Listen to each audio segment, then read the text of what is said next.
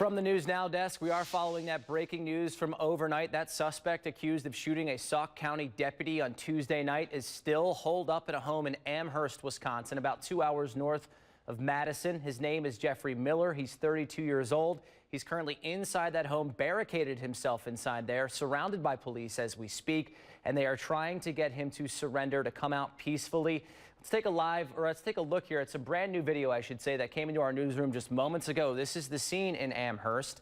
Authorities say they showed up to the scene last night. This home, 5 people were arrested. We're not sure why those people were arrested, but Miller, we're told, ran inside the home and began to shoot at police. It's unclear what led authorities to that home in the first place. Multiple law enforcement agencies have been on the scene overnight. They've been telling people who live in this area to shelter in place, stay away from their windows, as this is a standoff that could get dangerous. We also learned that law enforcement did cut off the power to several homes and buildings in the area. So this is a developing situation. We'll be curious to see how long this lasts for. But as soon as we get new information about what happened here today, we will, of course, bring it to you at WMTV15news.com.